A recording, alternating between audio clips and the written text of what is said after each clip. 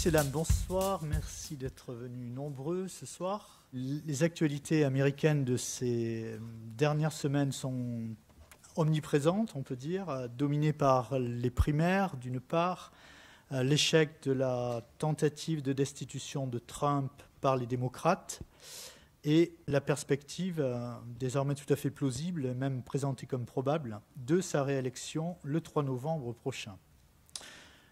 C'est dire si le trumpisme, qui symbolise un nouveau monde et de nouveaux paradigmes politiques, inquiétants et imprévisibles, est une question importante, presque obsédante, des deux côtés de l'Atlantique. Cette conférence vous invite cependant à prendre un peu de recul par rapport à l'actualité et à situer le trumpisme dans la perspective plus large du déclin de la démocratie libérale dans le monde, pour se demander s'il en est le symptôme ou, au contraire, la cause. Pour ce faire, je commencerai par définir ce qu'est la démocratie libérale.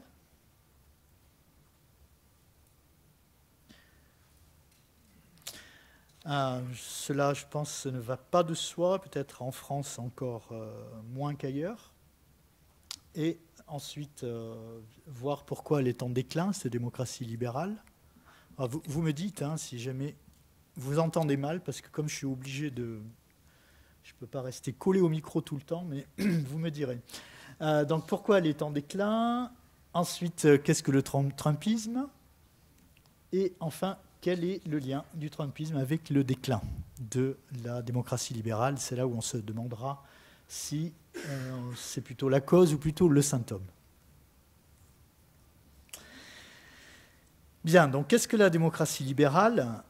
D'abord, il faut dire, je pense que c'est une notion qui est étrangère à la tradition politique française. C'est la raison pour laquelle aussi il faut passer un peu de temps à la définir. En effet, ce terme est traditionnellement peu utilisé en France. Il ne fait pas partie de notre lexique politique. Il est vrai que nous entendons beaucoup parler de démocratie libérale, notamment dans les médias, depuis une dizaine d'années. Mais cela est surtout dû à l'avènement de son contraire, c'est-à-dire la démocratie illibérale, qui a placé le projecteur sur l'opposition libérale-illibérale et donc a suscité plus de curiosité à leur égard. La France est pourtant bien, par certains aspects au moins, une démocratie libérale, mais elle est ancrée dans une tradition républicaine différente de la tradition anglo-saxonne, et elle s'exprime donc par d'autres mots. Lorsqu'on parle de notre modèle politique, on parle plus volontiers de la République. C'est un mot qu'on utilise le plus souvent, je pense. Mot qui, d'ailleurs, de façon caractéristique, est souvent synonyme du mot État. Lorsqu'on entend la République, souvent, ce que ça veut dire, c'est l'État. En effet, dans notre système républicain, notre tradition républicaine, le rôle de l'État est beaucoup plus important que dans le modèle anglo-saxon. La raison à cela tient aux origines de chacun des deux modèles, plutôt rousseauiste du côté français et plutôt lockienne du côté britannique ou américain. Or, la contribution cruciale de Locke est d'avoir non seulement affirmé avec force la souveraineté illimitée des individus, il est le seul des théoriciens de l'état de nature et du contrat à avoir affirmé que l'homme était libre préalablement à son entrée en société et au contrat. Et aussi, Locke a ajouté un important corollaire à ce postulat de liberté illimitée de l'homme. Le corollaire, c'est la souveraineté limitée de l'État. Donc Locke est celui qui a le plus insisté sur le règne de la loi, l'état de droit, c'est-à-dire un État qui serait limité par le droit, lui-même soumis au droit comme remède à la tyrannie du monarque, donc de l'État, là où Rousseau considérait au contraire l'État comme le seul garant du bien commun et de la liberté individuelle. D'où peut-être cette tendance française à caricaturer le libéralisme et à opposer notre modèle républicain au modèle libéral ou néolibéral anglo-saxon. Le nôtre est perçu comme plus égalitaire, plus régulé par un État garant de l'intérêt général, et donc plus légitime, tandis que le modèle libéral est associé à la loi de la jungle, à l'individualisme du chacun pour soi, et à l'inégalité. Il en résulte une opposition entre le républicanisme, donc la démocratie, et le libéralisme, ce qui rend l'expression démocratie libérale au mieux peu compréhensible et dans la plupart des cas objet de controverse.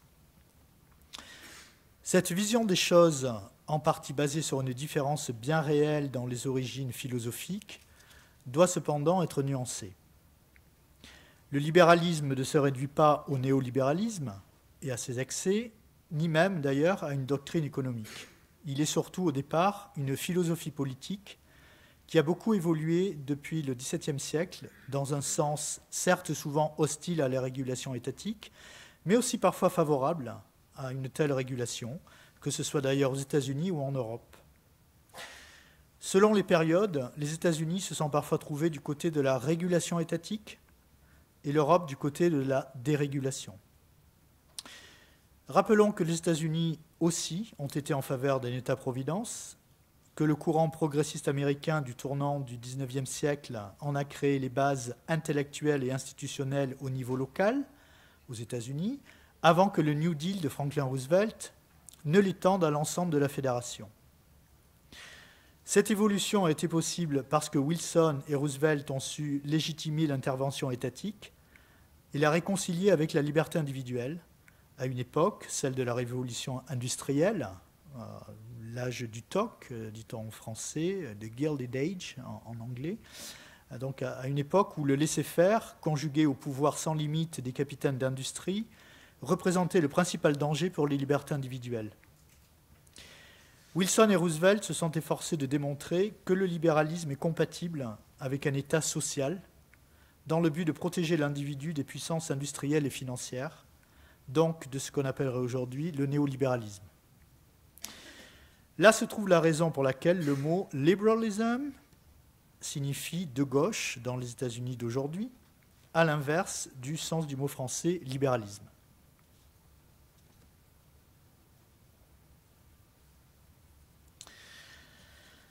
Donc s'il ne faut pas réduire le libéralisme au laisser-faire, ni aux excès du néolibéralisme des années post-guerre froide, comment le définir aujourd'hui? Si on garde à l'esprit l'essence du libéralisme, une définition courte mais néanmoins opérante de ce que l'on appelle aujourd'hui démocratie libérale, et qu'elle est centrée sur l'individu, sa liberté, ses droits, plutôt que sur ceux de la majorité, dans un contexte qui, comparé au XVIIe, est devenu démocratique. Or, de tout temps, les libéraux ont considéré que la démocratie portait en germe une tyrannie potentielle pour les individus, celle de la majorité, et se sont efforcés de la prévenir. Une démocratie non libérale est une démocratie qui sacrifie les droits individuels sur l'autel de la majorité ou de l'État. Elle reconnaît la nécessité et la légitimité de l'un et de l'autre, mais réaffirme néanmoins que le principe le principe démocratique, qui requiert que la majorité l'emporte sur la minorité, ne supprime jamais le principe individuel. Dans une vraie démocratie libérale, le pouvoir de la majorité ne peut aboutir à violer les droits individuels. La majorité gouverne, mais dans le respect des droits de chacun, individu et minorité. Le but des pères fondateurs américains, et donc de la Constitution fédérale, qui régit toujours la vie politique des États-Unis, était éminemment libéral parce qu'il consistait à protéger l'individu de la tyrannie de l'État et de celle de la majorité, en érigeant des contre-pouvoirs à l'un et à l'autre. Plus spécifiquement, les démocraties libérales reposent sur trois idées politiques nouvelles au XVIIe, XVIIIe, qui représentent encore de nos jours leur fondement: la séparation des pouvoirs, les contre-pouvoirs et la représentation. Ces trois idées visent à empêcher tout abus du pouvoir politique.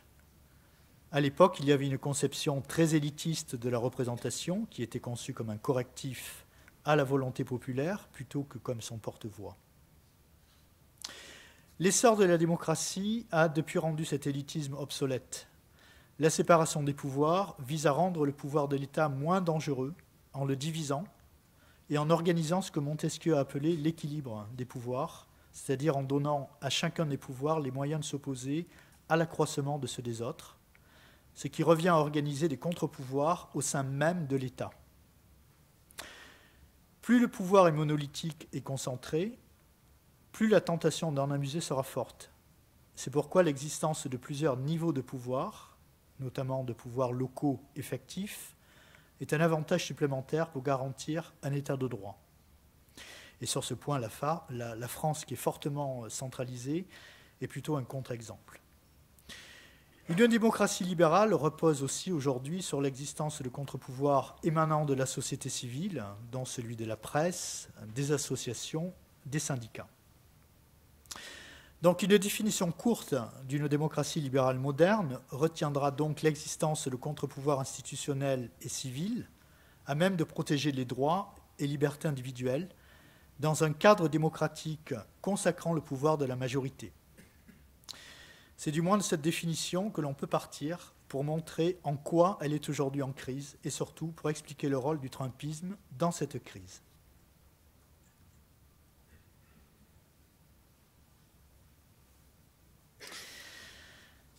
Donc pourquoi la démocratie libérale est-elle en déclin ? C'est en tout cas un constat qui est assez unanime. Peu de monde doute qu'il y ait actuellement une crise de la démocratie libérale. Elle paraît assaillie de toutes parts et même affaiblie de l'intérieur.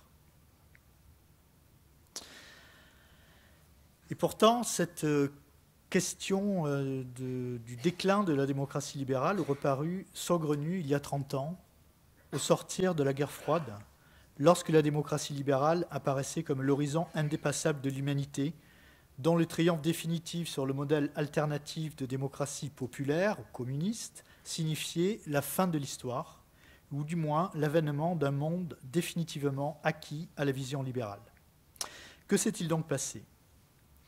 Les raisons à la crise de la démocratie libérale sont multiples et proviennent à la fois de l'évolution du monde depuis la fin de la guerre froide et aux problèmes que cette évolution engendre dans les pays occidentaux, berceaux de la démocratie libérale.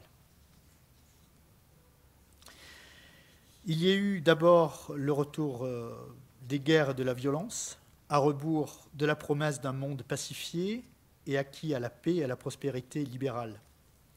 Retour des guerres en ex-Yougoslavie dans les années 90, retour de la violence avec le terrorisme, en particulier lors des attentats de 2001 à New York, de façon spectaculaire, qui suggérait que le modèle de la démocratie libérale n'était pas aussi unanimement accepté qu'on le pensait. Il y a eu aussi les réactions à cet attentat, qui, loin de rassurer sur la pérennité du modèle libéral, a suscité beaucoup de questions sur sa valeur, sa légitimité. Du moins sur celle de la principale puissance associée à ce modèle, les États-Unis.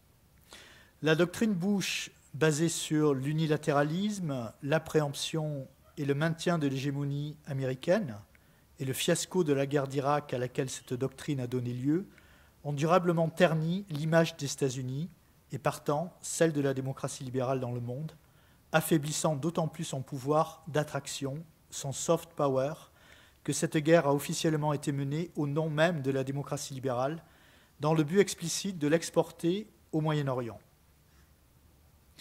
Avec cette guerre, Bush a discrédité pour longtemps toute politique de promotion de la démocratie libérale, parce qu'elle était désormais associée à l'impérialisme et au militarisme. Ce discrédit explique en grande partie la prudence de son successeur, Barack Obama, et sa réticence à soutenir pleinement les révolutions du printemps arabe. Le modèle de la démocratie libérale et de l'économie de marché qui lui est associé fut aussi durablement mis à mal par la crise de 2008, la plus grave depuis la Grande Dépression des années 30, et plus généralement par les excès du néolibéralisme depuis la fin de la guerre froide. Il semble que l'absence de modèle alternatif et son hégémonie aient libéré ses aspects les plus excessifs et empêché toute tentative de régulation. Là encore, l'image des États-Unis, d'où est partie la crise de 2008, et du modèle économique occidental dans son ensemble, ont été durablement abîmées. Ceci dans un contexte international en mutation, caractérisé par la fin de l'hégémonie occidentale et l'essor, longtemps annoncé mais cette fois effectif, de puissances non occidentales et non libérales, au premier rang desquelles la Chine.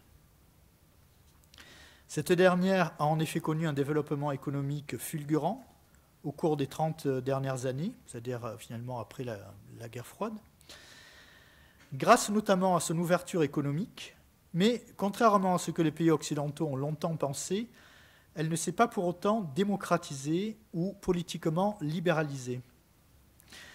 Elle reste dirigée par un parti unique tout-puissant, incarné par un dirigeant suprême, sans aucun contre-pouvoir, et désormais sans limitation de mandat, qui apparaît tout aussi peu respectueux des droits individuels que de ceux de ses minorités, comme la récente investigation sur le sort réservé aux Ouïghours a illustré. Les camps de rééducation qui leur sont réservés apparaissent en effet comme les nouveaux goulags de notre temps. La Chine représente le nouveau visage de la tyrannie moderne, bien que tout à fait orwellienne, basée sur de puissants outils de surveillance, permettant un contrôle total et inédit de sa population. Ce qui ne l'empêche pas de se présenter comme le nouveau modèle de civilisation et de fustiger un Occident décadent dont le système politique reposerait sur un logiciel politique dépassé, celui de la démocratie libérale. Pareille critique est relayée par d'autres puissances internationales tout aussi anti-occidentales, la Russie, la Turquie par exemple. Ces pays ont en commun d'être des régimes autoritaires, revendiquant eux aussi leur opposition à l'état de droit et aux droits de l'homme, et unis par leur commune opposition à toute ingérence occidentale au nom des valeurs. Nous pourrions continuer à égrener la longue liste des pays revendiquant haut et fort leur antilibéralisme, mais ce qu'il nous faut également souligner, et de façon beaucoup plus inquiétante, l'affaiblissement de la démocratie libérale au sein même des pays qui, il y a encore peu de temps, étaient ses plus fervents défenseurs. Il y a en effet une tentation assez évidente des deux côtés de l'Atlantique de critiquer les aspects négatifs de nos démocraties libérales et de rejeter des pans entiers de cet héritage libéral, que ce soit au nom de la sécurité, terrorisme oblige, ou au nom de l'efficacité, politique ou économique. La protection des droits individuels serait devenue secondaire au regard de l'impératif de sécurité, lequel détricote petit à petit, en France comme dans la plupart des pays européens, les différents éléments de l'état de droit. On constate en effet un glissement des états de droit vers un état de surveillance qui se caractérise par un renforcement des pouvoirs administratifs au détriment de celui du juge, maillon le plus important de l'état de droit, frayant ainsi la voie à l'arbitraire. En France, par exemple, on peut citer la loi du 25 février 2008 sur la rétention de sécurité, ou encore la proclamation de l'état d'urgence, ou encore la loi du 24 juillet 2015 relative au renseignement. D'autre part, au nom de l'efficacité politique, on constate un délitement généralisé des mécanismes de contre-pouvoir que les philosophes des XVIIe et XVIIIe siècles avaient conçus pour prévenir tout accroissement du pouvoir des États au détriment des libertés. L'exécutif est dominant dans les démocraties occidentales, tandis que les parlements deviennent de plus en plus une chambre d'enregistrement de choix déjà faits en amont par les gouvernements, qui ont d'autre part de plus en plus recours aux décrets et autres amendements pour court-circuiter tout débat. Le peu d'importance accordée au débat parlementaire, souvent perçu comme une perte de temps, est très significatif des idées dominantes de notre époque qui sont orientées vers l'action au détriment de la réflexion et de la concertation. Une telle orientation est inquiétante, car si l'efficacité devient le seul critère, il est clair que les régimes autoritaires ont un réel avantage et apparaissent comme un modèle, et ils ne se privent d'ailleurs pas de l'affirmer. L'illustration sans doute la plus frappante de l'état de fragilité actuel de la démocratie libérale européenne se trouve là même où elle est née, en Grande-Bretagne, qui était pourtant considérée comme son plus sûr bastion. La crise du Brexit y a en effet favorisé l'émergence de ce qui est aujourd'hui une des principales menaces pour la démocratie libérale, le populisme, notamment incarné par Boris Johnson, le Premier ministre actuel. En quoi Johnson est-il populiste et en quoi le populisme est-il opposé à la démocratie libérale? Tout dépend évidemment de la définition du populisme, qui ne fait pas consensus, mais ce qui apparaît comme un trait distinctif du populisme, par-delà la diversité des dirigeants qui y sont associés, est leur opposition à la démocratie représentative, donc au pluralisme. En affirmant être les seuls représentants du peuple, et niant par là même le pluralisme inhérent à toute société, ils refusent toute légitimité aux institutions représentatives et au nom du peuple s'affranchissent de tout contre-pouvoir, que ce soit ceux des institutions politiques ou ceux de la société civile. Or, c'est bien ce qu'a fait Johnson depuis son arrivée au pouvoir. La décision la plus significative étant la suspension du Parlement britannique pour l'empêcher de délibérer sur le Brexit ou de provoquer sa chute. Par sa décision historique, jamais un Premier ministre n'avait suspendu le Parlement pour l'empêcher de légiférer, Johnson montrait de façon non équivoque qu'il se considérait comme un porte-parole plus légitime des Britanniques que le Parlement, alors même que celui-ci est depuis 3 siècles considéré comme tel. Johnson oppose donc 2 souverainetés, la populaire et la parlementaire, et de façon caractéristique du courant populiste, s'autoproclame unique détenteur de la première pour mieux éliminer la deuxième.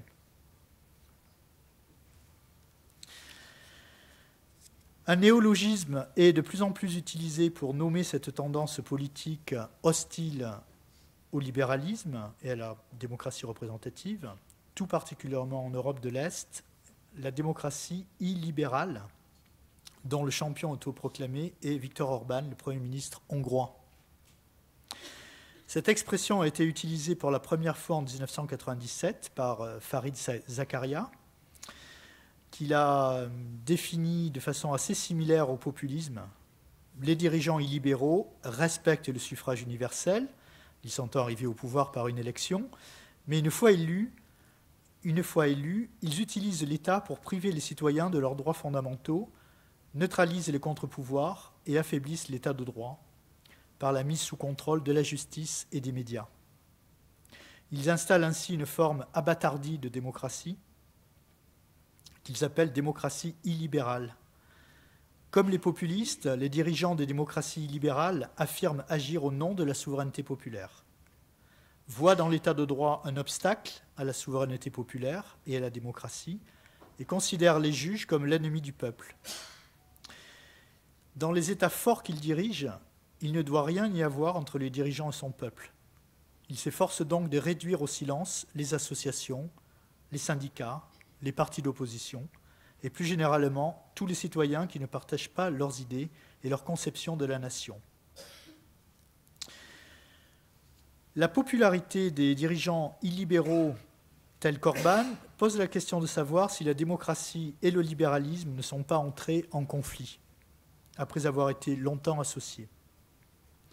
En tout cas, quels que soient les mots que l'on choisit pour nommer les nouvelles tendances politiques, il est clair qu'elles ne vont pas dans le sens libéral, même si les raisons peuvent différer d'un pays à un autre, voire d'un continent à l'autre, les libertés individuelles sont assaillies de toutes parts.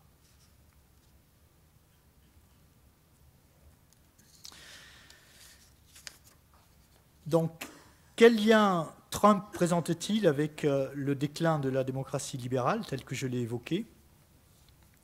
Donc, en est-il un facteur, un symptôme? Vous l'aurez sans doute en partie reconnu dans la description du populisme ou de la démocratie illibérale, mais son lien avec le déclin de la tradition libérale est double. Il y a d'une part son rôle en tant que garant de l'ordre constitutionnel des États-Unis, donc l'aspect intérieur. D'autre part, il y a l'orientation qu'il donne en tant que chef de l'exécutif et des armées à la politique étrangère des États-Unis, qui, comme chacun sait, a un impact certain sur la scène internationale, pour le meilleur et pour le pire. Pour bien comprendre ce double impact, il faut prendre en compte le rôle actif, traditionnellement joué par les États-Unis pour défendre et promouvoir la démocratie libérale dans le monde, et le fait que les États-Unis en aient été, durant toute leur histoire, un modèle, certes très imparfait, certes terni par l'esclavage, la ségrégation, le triste sort des Amérindiens et autres tares évidentes dans l'histoire américaine, Néanmoins, ils ont joué comme ils le pouvaient un modèle de démocratie libérale de par leur institution, particulièrement libérale, par leur esprit comme par leur nature. Donc, commençons par l'impact du Trumpisme sur la démocratie américaine elle-même, donc les aspects intérieurs. Le mode de gouvernance de Trump, ses pratiques tout à fait singulières, caractérisées par la transgression permanente, sa volonté affichée de rupture avec la tradition politique, sont la plupart du temps contraires à l'état de droit, qui est pourtant bien établi aux États-Unis, mais dont Trump ne semble pas connaître, ou en tout cas reconnaître, la valeur.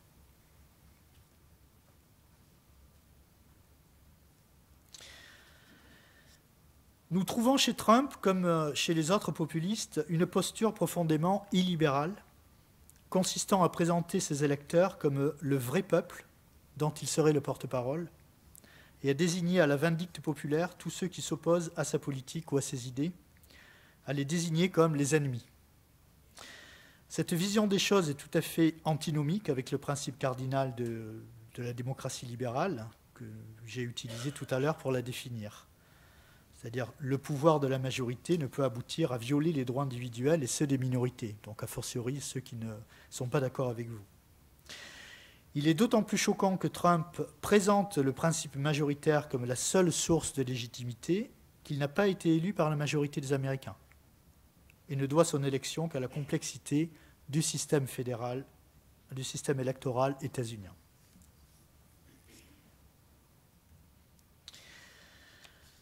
Comme la plupart des populistes, il s'attaque à tous les contre-pouvoirs, qu'ils soient institutionnels ou qu'ils émanent de la société civile, par tous les moyens possibles, sans retenue ni scrupule. La liste des atteintes est longue, mais on peut notamment citer les suivantes. Le mensonge, d'abord, qui est une des caractéristiques les plus évidentes de sa façon de gouverner. Vous savez certainement qu'il ne se passe pas un jour sans qu'il mente. Or, la vérité est importante en démocratie. Car si rien n'est vrai, s'il n'y a plus de différence entre vérité et mensonge, il n'y a plus de fondement à la critique du pouvoir, ce qui ferait la voie à la tyrannie. Il y a ensuite la calomnie, qui est utilisée par Trump, envers tous ceux qui ne partagent pas ses idées, qu'il considère comme et qu'il qualifie publiquement d'ennemis, qu'il n'hésite pas à calomnier par tous les moyens à sa disposition, et en particulier, bien sûr, par son utilisation intensive des tweets. Il y a ensuite ces attaques contre le pouvoir judiciaire et la diabolisation des juges qui ne vont pas dans son sens, notamment en ce qui concerne sa politique migratoire. Donc il attaque notamment ce qu'il appelle les juges d'Obama, Obama Judges, de façon péjorative, bien sûr, dans son esprit. À chaque fois, il sous-entend que les juges outrepassent leur pouvoir et l'empêchent d'accomplir la volonté du peuple américain, ce qui est une négation de la séparation et de l'équilibre des pouvoirs voulus par les pères fondateurs. Pères fondateurs qui certainement se retourneraient dans leur tombe s'ils voyaient ce qui se fait dans le cadre de la Constitution fédérale qu'ils ont conçue, justement dans le but de prévenir tout abus de pouvoir. Ces remises en cause répétées de l'impartialité des juges fédéraux ont suscité une réaction indignée du président de la Cour suprême des États-Unis, John Roberts, qui est pourtant quelqu'un qui est tout à fait républicain, qui a été nommé par Bush fils. Donc même lui s'est indigné de ce que disait Trump, qui remettait en cause l'impartialité de la Cour suprême et plus généralement des juges, plutôt des juges d'ailleurs fédéraux.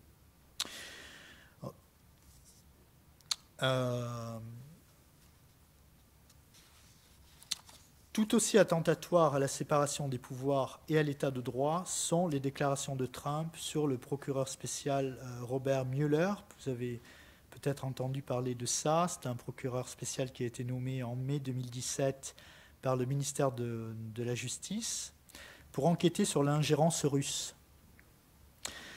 Bien qu'un procureur spécial soit nommé quand de fortes suspicions de conflits d'intérêts entachent une enquête touchant à des institutions clés du pouvoir, et fasse donc partie du mécanisme des freins des contrepoids, Trump n'a pas hésité à affirmer, peu de temps après sa création, devant la presse, qu'il avait le pouvoir de virer je cite, virer le procureur spécial s'il le souhaitait. Trump s'en prend d'autre part au directeur des agences fédérales dont il désapprouve les décisions. En dépit de leur indépendance reconnue de longue date, il a ainsi limogé le directeur du FBI, James Comey, en mai 2017, parce qu'il ne lui était pas assez favorable sur le dossier de l'ingérence russe dans la campagne électorale de 2016.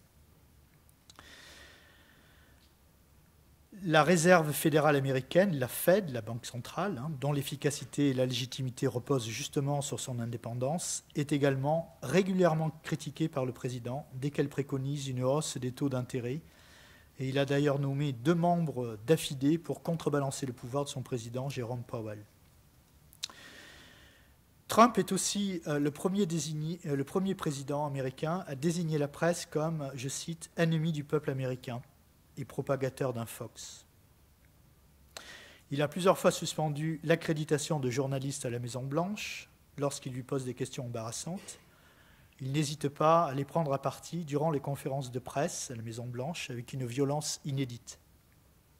Ses propos contre Jim Acosta, journaliste de CNN en 2018, étant une illustration particulièrement frappante de cette violence que Trump utilise à leur égard publiquement.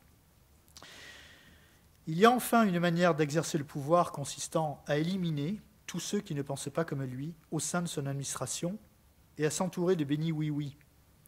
On pense bien sûr au nombre record de démissions au sein de son cabinet, qui a commencé avec celle de Michael Flynn, le conseiller de sécurité nationale, 24 jours seulement après sa nomination. Mais il y a aussi ce que journaliste au Monde Gilles Paris appelle une précarisation organisée des membres du gouvernement, qui se caractérise par un nombre record de postes non pourvus, plus de 3 ans après son élection. Dans la plupart des ministères, 1/3 des postes sont généralement renouvelés à chaque alternance. On parle de système des dépouilles, spoil system. Et bien, il y en a encore énormément qui ne sont toujours pas pourvus. Ce qui, conjugué à la valse des ministres, crée une instabilité record et la multiplication des intérimaires, qui a pour effet de priver le Congrès de son pouvoir de contrôle de l'exécutif.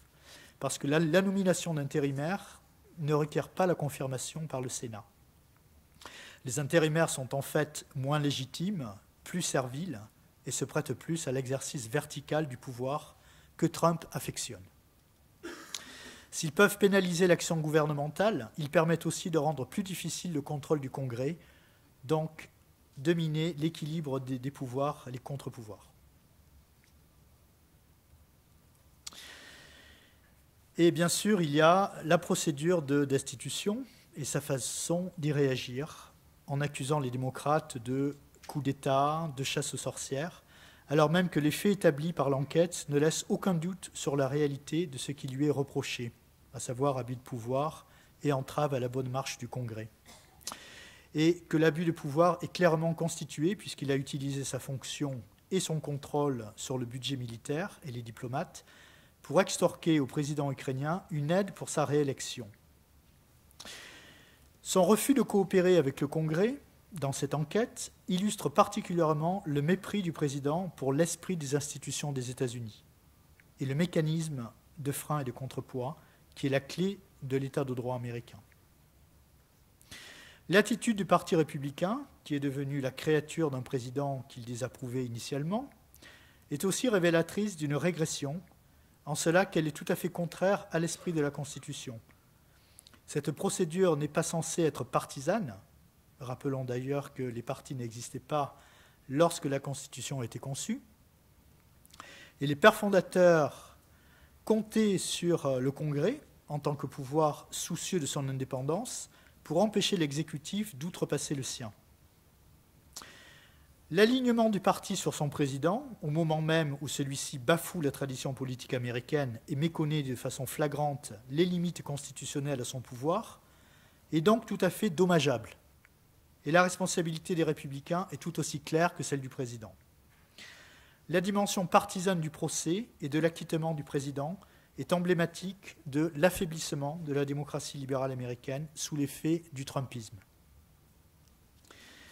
Pour toutes ces raisons, le Trumpisme apparaît comme une régression qui affaiblit l'état de droit états-unien et ternit l'image des États-Unis comme nation phare de la démocratie libérale. Il y a d'autre part le deuxième volet, donc le volet extérieur, un deuxième impact négatif du Trumpisme sur la démocratie libérale par le biais de sa politique étrangère.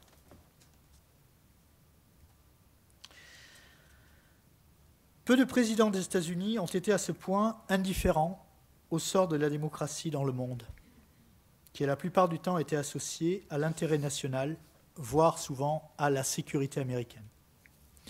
Nixon étant certainement l'autre exception à la règle. Pour diverses raisons, les États-Unis se sont de tout temps efforcés de promouvoir la démocratie d'une façon ou d'une autre, d'abord par son expansion en Amérique du Nord au XIXe siècle, puis en la protégeant des différents systèmes totalitaires au XXe, fascisme, stalinisme. Depuis la fin de la guerre froide, il y a eu des politiques étrangères très différentes, dont certaines, celles de Bush père et d'Obama, n'ont pas été très favorables à une promotion active de la démocratie. Mais le Trumpisme représente bel et bien une exception, non seulement de par son indifférence et parfois son hostilité aux démocraties libérales étrangères et le soutien qu'il apporte à ses adversaires, mais aussi par son opposition à l'ordre international libéral pourtant érigé par les États-Unis après la Deuxième Guerre mondiale, basé sur le multilatéralisme et le libre-échange. Bien sûr, le slogan trumpien « America First » laisse peu de place à la promotion de la démocratie, mais le nationalisme n'explique pas tout. Sa politique étrangère est avant tout électorale, c'est-à-dire qu'il n'a pas de doctrine, ni même de programme bien établi. C'est surtout la satisfaction de son électorat qui lui sert de boussole en politique extérieure comme intérieure. Or, que veut son électorat? Je ne dis pas, vous remarquerez les Américains, je dis son électorat. Les États-Unis sont très polarisés et la distinction est vraiment pertinente. Donc, que veut son électorat? Surtout que leur président se recentre sur les États-Unis et les protège des conséquences négatives de la mondialisation dont ils ne pensent pas profiter. D'où mise en congé, retrait des États-Unis, illustré notamment par le retrait du projet de partenariat transpacifique, retrait des accords de Paris sur le climat, retrait de l'UNESCO, etc. etc. D'où aussi remise en question de l'ordre multilatéral mis en place par les États-Unis au lendemain de la Deuxième Guerre mondiale. En privilégiant l'ordre, même injuste, et la souveraineté des États plutôt que la défense des valeurs démocratiques, Trump suit aussi son électorat, qui a le sentiment d'avoir trop longtemps assumé le fardeau du monde. Cela est évidemment une aubaine pour les régimes autoritaires en général, et la Chine en particulier, qui profitent grandement non seulement du retrait des États-Unis, mais de leur bienveillance à leur égard. En effet, Trump semble apprécier les hommes forts et despotiques, Poutine, Duterte, Abdel Fattah al-Sisi, Mohamed Ben Salman, Kim Jong-un, Xi Jinping, tandis qu'il entretient des relations très conflictuelles avec ses alliés démocratiques. Il a publiquement félicité Poutine et Sisi d'avoir remporté des élections frauduleuses. Il a même évoqué avec admiration la décision de Xi Jinping de supprimer les limites à son mandat à la présidence chinoise. Certes, Trump a fini par signer le projet de loi en faveur des militants pro-démocratie à Hong Kong. On pourrait penser que c'est une exception, mais même pas en fait. Donc ce projet de loi conditionne le maintien d'un statut économique préférentiel au respect des droits de l'homme par les autorités locales. Mais en fait, Trump n'avait pas le choix. Non seulement il a longtemps hésité avant de signer ce texte, qui est de nature à compliquer les négociations avec la Chine, mais chaque chambre au Congrès, la Chambre des représentants et le Sénat, s'étant prononcés à la quasi-unanimité, ça voulait dire que même si Trump mettait son veto, les républicains, le consensus bipartisan au Congrès pouvait passer outre le veto présidentiel et passer ce texte. Donc voilà, on ne peut pas dire que c'est un choix du président Trump, un soutien à la démocratie de Hong Kong, qui est certainement l'endroit où la démocratie libérale actuellement est mise le plus à l'épreuve.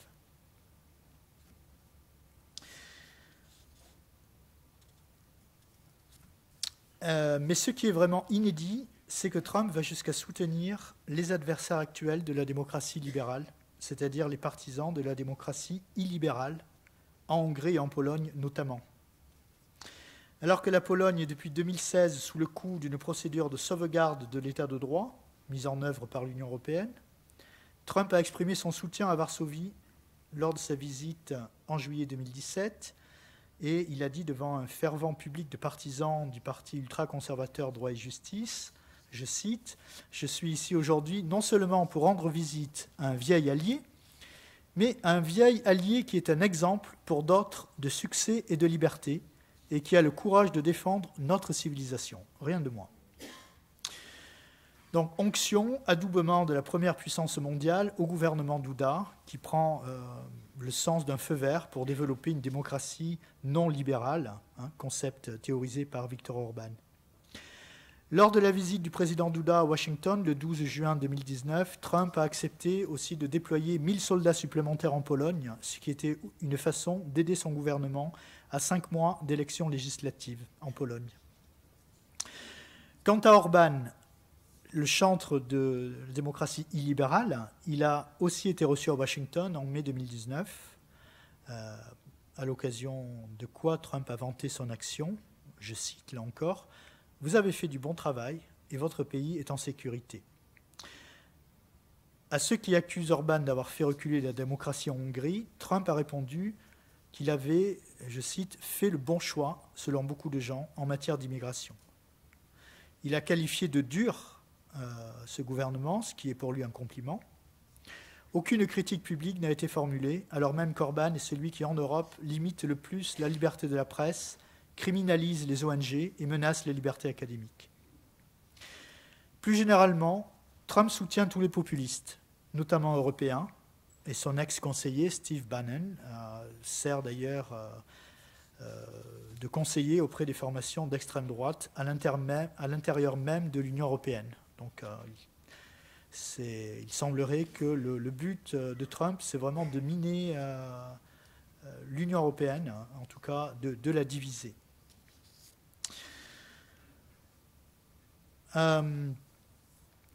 Bien, donc au total, le Trumpisme est contraire et hostile à la démocratie libérale parce qu'il ne protège les individus ni de la tyrannie de la majorité, par son caractère populiste, il incarne au contraire le retour de la tyrannie du peuple, ni de celle de l'État, étant donné l'emprise de l'exécutif, dont il n'est certes pas à l'origine, mais qu'il accentue en cherchant à éliminer tout contre-pouvoir.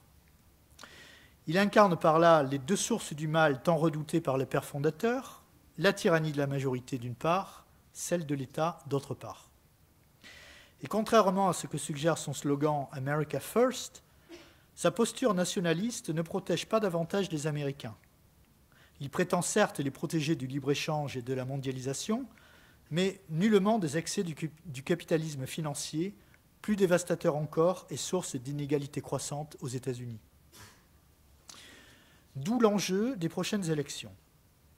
Si Trump était réélu, on peut craindre que sa présidence ternisse durablement la démocratie américaine et la place durablement dans une orientation post-libérale. Ce qui est le plus à redouter sont les conséquences à long terme sur le système judiciaire fédéral. Aux États-Unis, les juges fédéraux, qui incluent 3 niveaux de juridiction, Cour de district, Cour d'appel et la Cour suprême, sont tous nommés à vie par le président et confirmés par le Sénat. Depuis son arrivée au pouvoir, Trump a nommé pas moins de 185 juges, dont 2 juges à la Cour suprême, 2 sur 7, 50 juges de cour d'appel. Ces juges sont choisis sur un critère politique, et Trump prend soin de choisir des juges assez jeunes, de façon à ce qu'ils restent son porte-voix pendant 30 ou 40 ans. À ce rythme, s'il devait être réélu, il va sans dire que le pouvoir judiciaire fédéral américain serait pour longtemps favorable aux républicains, dans un contexte de grande polarisation, peu compatible avec l'esprit libéral des institutions américaines. La réélection de Trump pourrait également s'accompagner d'un changement de majorité à la Chambre basse, qui est actuellement la seule institution dominée par les démocrates, ce qui affaiblirait d'autant plus les contre-pouvoirs. Un second mandat de Trump serait enfin un très mauvais signal pour tous ceux qui s'inquiètent de l'érosion démocratique dans le monde, et au contraire un encouragement supplémentaire aux différentes formes de tyrannie politique. Pour conclure, revenons à la question posée dans l'introduction. Donc, le Trumpisme doit-il être considéré comme la cause ou le symptôme du déclin de la démocratie libérale? À cette question, on peut répondre probablement les deux, comme un symptôme dans la mesure où son élection témoigne d'une régression, espérons-le temporaire, mais rien n'est sûr, de la démocratie américaine, et comme l'un des facteurs, car il joue manifestement un rôle non négligeable dans ce déclin. D'une part en affaiblissant l'état de droit états-unien, d'autre part en confortant les régimes autoritaires et tous ceux qui s'opposent au libéralisme. Trump peut sans doute être considéré comme un facteur aggravant dans la mesure où son élection est arrivée au plus mauvais moment, dans un contexte caractérisé par une crise de la démocratie libérale et par l'avènement d'un monde illibéral qu'il contribue grandement à façonner. Merci de votre attention et place à la discussion.